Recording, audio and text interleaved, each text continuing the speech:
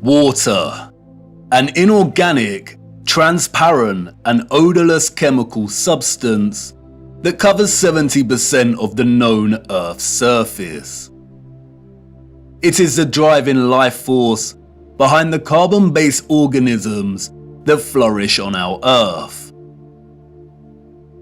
It borders and separates our lands and collects and solidifies at the inner and outer regions of our flat, stationary realm. God should have sent a message to the inhabitants of Earth and been precise and told them to watch the water, to meditate on its function and natural laws, because in their time a great deception would be cast over them, like a cold shadow of an unknown, nefarious king. And maybe God did send this message in the form of a flood, but its truth was mythologized and buried, and the lie propagated in spite of it. Resting water does not curve and convex. The natural laws of a resting body of water insist that it takes the exact shape of the container it fills, and always finds and maintains a flat level. Resting water always rests flat. And watching the water when we sit at vantage points, when journeying above in planes, and before we take a sip from our drink, we must remember to never forget this law. Most of us instinctively understand the laws of water, and yet many continue their day-to-day willfully participating in the nonsensical, heliocentric hoax. But for us that know that our Earth is not a spinning planet in an infinite vacuum of space, the ones that have studied the sun diligently and realize that it is the sun that is moving and not the Earth, the ones that have plotted the illogical routes of flight paths on a globe model and concluded that the model is incorrect, the ones that know that the laws of density govern the rise and fall of objects and have studied vanishing points, the ones that have forsaken conventional telescopic lenses, pondered rainbows, sundogs, and the stars above us know that we reside within a dome firmament and there exists water above us, and the ones that understand that our entire enclosed Earth system is governed by electromagnetism, frequency, and vibration that emanates from a central magnetic North Pole. We are the ones that scratch our heads and wonder how on earth we got in this heliocentric mess in the first place. And if meditating on the stars in the water beyond our firmament long enough, and on the electromagnetism, frequencies and vibrations that make them twinkle through so many shades of vibrant colours and geometric patterns, one might perhaps, just perhaps, ask, is there something more to electromagnetism? Something that has been missed or overlooked? Something untold or hidden? Electromagnetism is a fundamental force of Earth. The electromagnetic field takes the form of a torus in which all electromagnetism, frequency and vibration flows. A toroid is a revolving surface that takes the shape of a donut. Toroidal inductors and transformers are central to generating electric energy. There are many ways in which electromagnetism can be produced. We've looked at some before. We know that a magnetic field can produce electricity, and that electricity can produce a magnetic field. It works both ways. Magnetism and electricity are inextricable. It is a dance of polarity. Electric charges either repel or attract each other. Magnetic poles attract or repel one another. For every North Pole, there is a corresponding South Pole. An electric current passing inside a wire creates a corresponding magnetic field outside of the wire. And an electric current is created in a loop of wire when it is moved toward or away from a magnetic field. Horseshoe magnets are powerful permanent magnets. Due to their shape, in which both magnetic poles are close together, a powerful, strong magnetic field is produced. The horseshoe magnet can also function as an electromagnet. The first ever electromagnet was invented in 1824, we are told, and was in the form of a horseshoe magnet. Its power was evident from the beginning. It weighed only 200 grams, but could lift 4 kilograms of iron. The key to the horseshoe magnet's power is the placement of its poles. You can see the magnetic field here, represented by the vector lines. If you look closely, you can see the concentration of the magnetic field is greater near the poles of the magnet. Since as far back as we can remember, we have been presented with and entertained ideas of the future. Not necessarily our future as individuals, but the future of humanity, technology, and society at large. Whether it is in the form of Hollywood movies, you know the ones, the action films, the science fiction sagas, and the animated kind, or literature, music, and art exhibitions. In these we see our technology taken to its limits. Crafts fly, computers live, robots help out, holographic screens decorate every room. Cities continue to grow upward into dominating skylines. Some can teleport, and space travel is now possible and the accepted norm. Outside of fiction, we also have sobering documentaries telling us where we are heading, usually featuring narration by an old man, lamenting the unstoppable path we are on. It's all very serious. We are destroying our planet, the only one we have. And we have political parties, non-governmental organizations, and the trusted voices and scientific, award-winning geniuses sharing similar messages. And really, when you look closer at both the fiction and the alleged facts, they all share the same underlying premise and principles.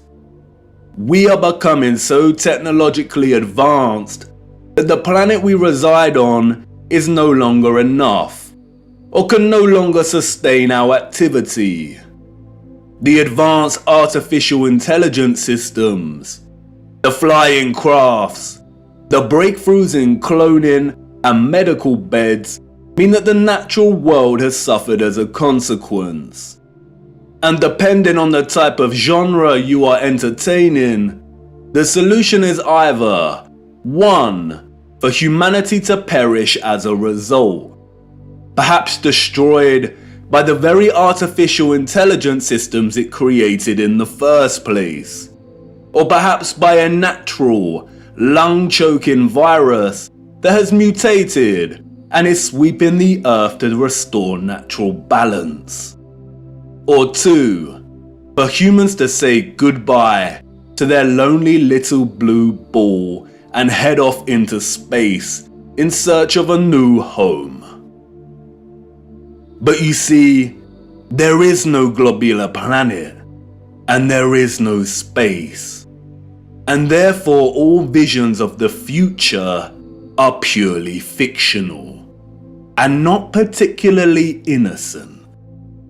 What we don't see emphasized in these visions of the future, however, is the potential of electromagnetism to transform all human life, technology, and society. Which is strange when you consider that all life, and the earth itself, is impossible without electromagnetism. Why wouldn't visionaries want to explore this in more detail? Could it be that they are not allowed to? Could it be that they are afraid of something? Afraid of us connecting one too many dots, perhaps? And again, horseshoe magnets can act as powerful electromagnets. If a civilization was to advance technologically through the use of electromagnetism, then the horseshoe magnet would certainly have a tremendous role to play in that development. Yes, it certainly would.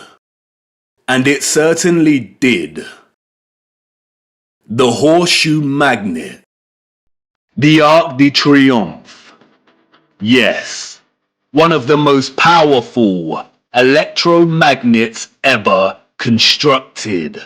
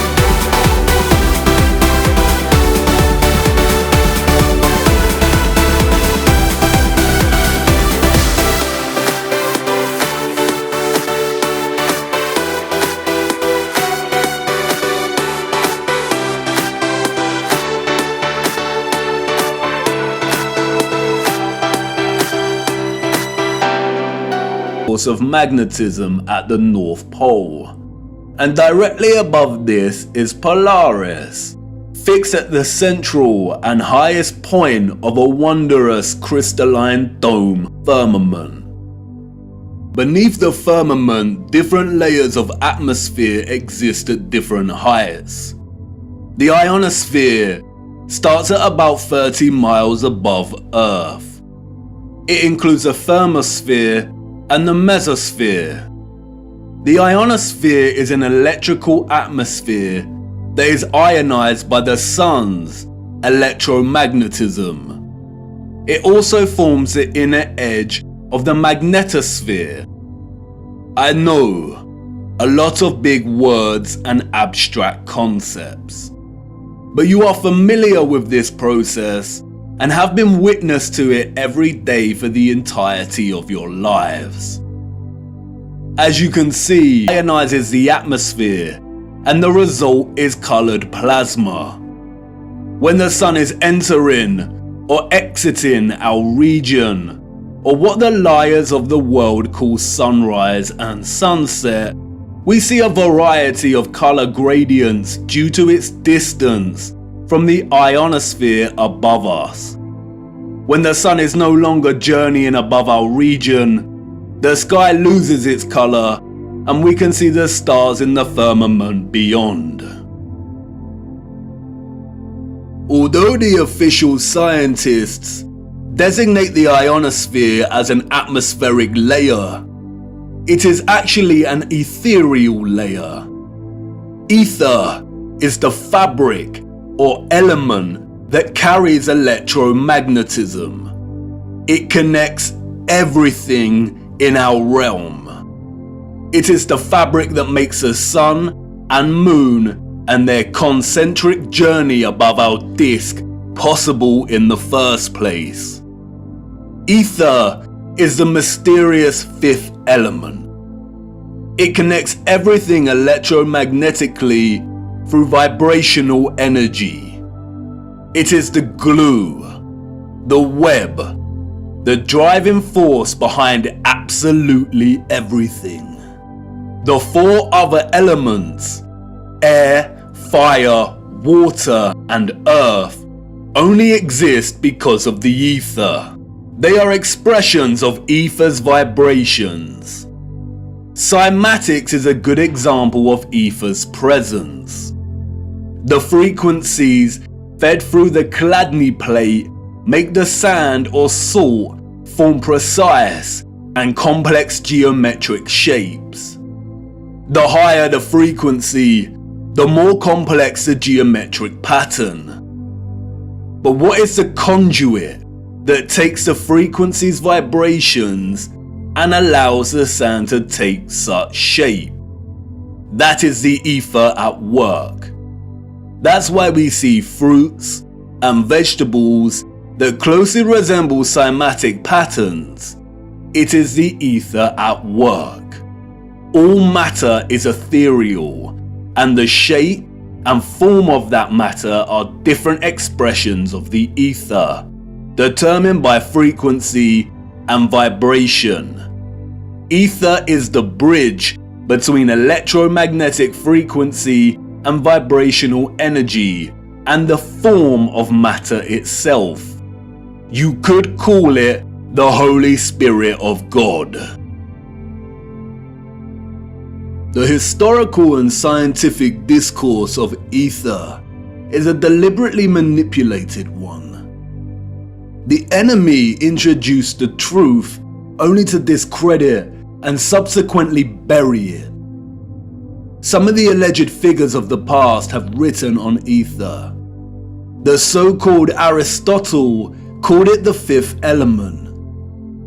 James Clerk Maxwell, the so-called father of electromagnetism, spoke of the ether, stating, "In several parts of this treatise, an attempt has been made to explain electromagnetic phenomena by means of mechanical action, transmitted from one body to another by means of a medium occupying the space between them. The undulatory theory of light also assumes the existence of a medium.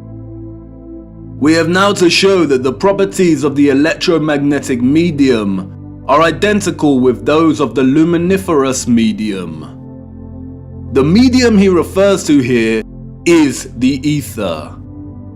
Albert Einstein and others successfully solidified the heliocentric model through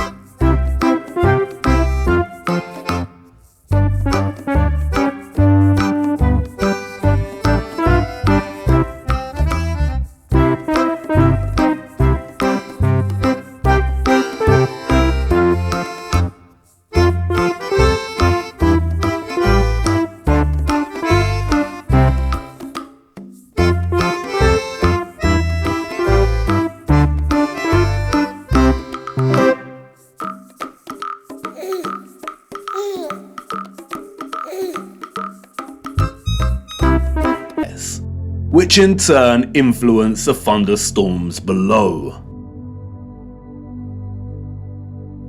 An ion is a particle, atom, or molecule with a net electrical charge. Electricity is a continuous flow of ions. The electrolytes in our body are ionized.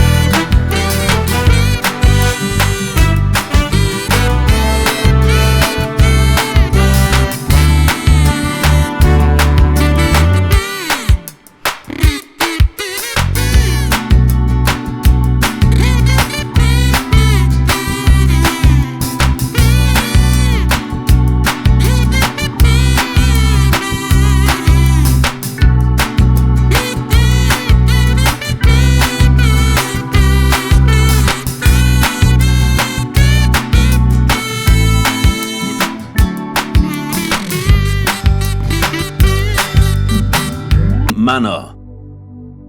Is this why we see perfect symmetrical ornamentation within the ceiling of many domed structures? It no doubt sounds absurd, but the majority of these structures also feature a smaller type of cavity resonator, or what is more appropriately termed cavity magnetrons, that offer some clarity as to the real function of these structures. A cavity magnetron is a high-powered vacuum tube that generates microwaves using the interaction of a stream of ions with a magnetic field while in the cavity resonator. A magnetron operates through a hollowed, symmetrical vacuum.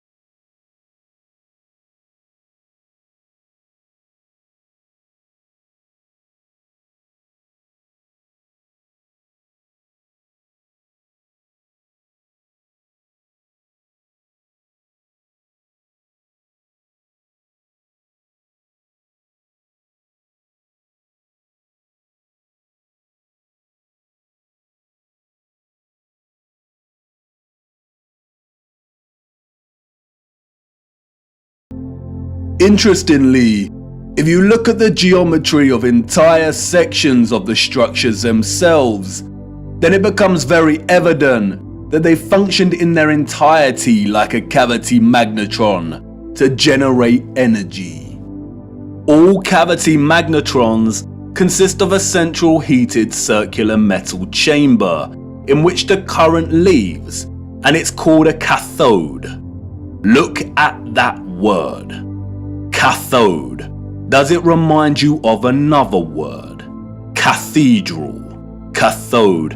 Like with everything else, they corrupt the truth and hide things in plain sight. The controllers removed most of the cathodes integral to these cavity magnetrons, but there are some structures today in which you can see traces of the old cathodes still present. The heavy reliance on symmetry and cavities within these structures is not coincidental. The symmetrical ornamentation would have worked in a similar manner, causing the energetic particles to vibrate in a constant manner.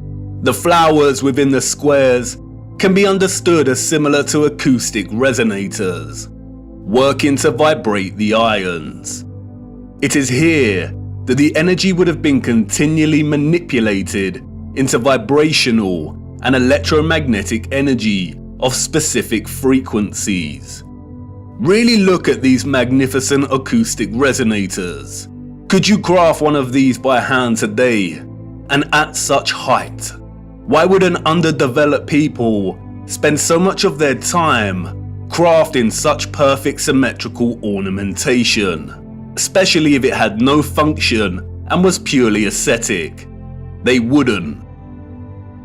The cavity resonators and magnetrons would have had to have worked in partnership with a central engine or reactor contained within all these structures. Both resonator and reactor are interesting words. Just like the words conductor, generator, creator, and the name Mercator, they all contain the word Tor within their linguistic structure. They hold a linguistic memory and pay homage to the torus or toroidal field. The torus is the flow of electromagnetism. Without this flow of energy, there would be no life on Earth. No one can really know for sure, but some have suggested that the engine was probably similar to a fusion reactor. The traces of these engines can be found within all of the larger generators. The empty shell of where the engine used to reside is usually, but not always, octagonal. It's been right in front of our faces the whole time. The controller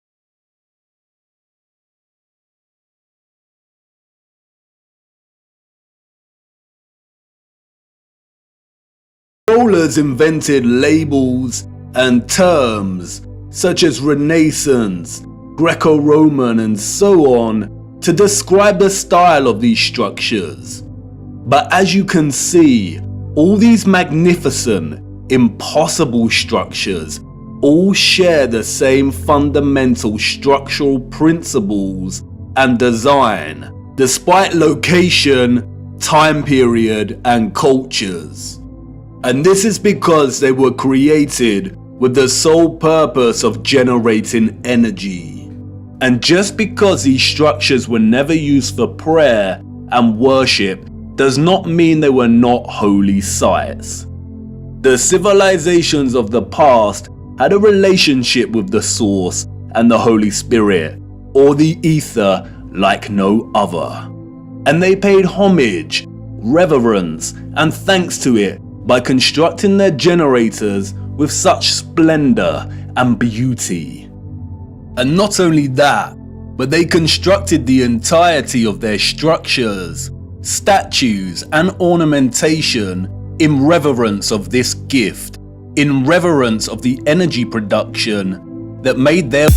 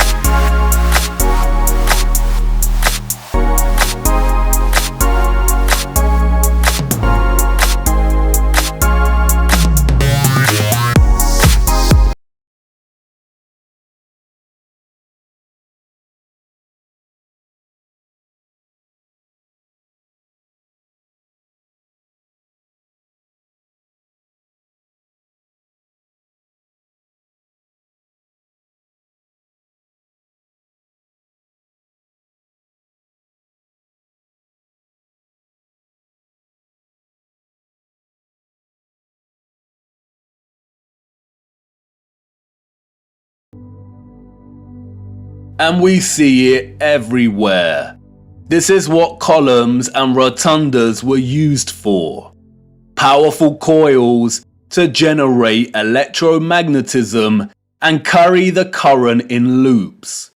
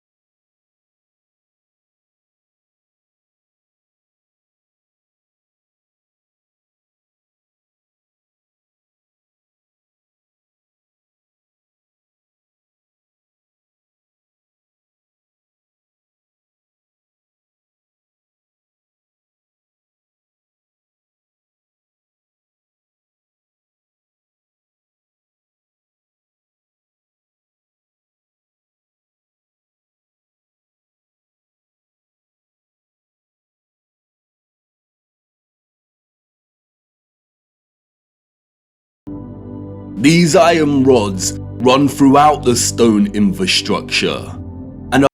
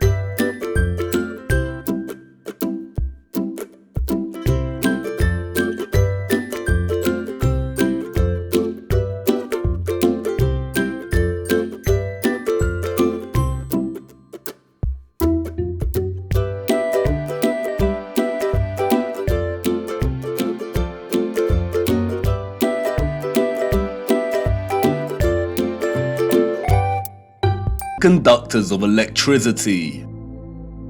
They operated as huge capacitors or batteries. According to new research, red bricks can be converted into energy storage units that can be charged to hold electricity, like a battery, and can store energy until required for powering devices. The key to this battery-like function inherent within red brick is the iron oxide. The development and use of red brick is so important, and we will be returning to this subject much later in our journey. The really big red brick power stations and batteries were designated and recognisable by their white stripes, such as St Pancras Railway Station in London and many other famous structures. We still carry this red and white stripe designation of power stations today, and it is also an indicator for the magnet. Some were constructed of blue, black and brown with white stripes. Towers, obelisks and small clock towers functioned as the intermediate capacitors or batteries to store, distribute and provide energy throughout the grid. The entire flat realm Earth was connected as one whole grid, a complex interconnected system of free energy production, distribution and consumption. And this entire grid was destabilized and deactivated somewhere between the 17th and 19th century. Power grids like this do not function on a spherical mass. Our historical ancestors knew that the earth they walked upon was flat. This type of futuristic technological advancement is the result of a civilization knowing exactly what type of earth they lived upon. They were not subject to the same satanic deceptions and abuses as we are. They were not raised believing they existed on a lonely, globular rock spinning in the vacuum of space. The true, ethereal, electromagnetic properties of the earth were not hidden from them. They knew there was a domed firmament above their heads. They studied it. They imitated its properties and understood its central relationship with the entire ethereal existence of electromagnetism. They revered the magnificence of its craft and showed utmost gratitude to the Source, to God, and the ethereal Holy Spirit for giving them everything they needed. Look. Domes.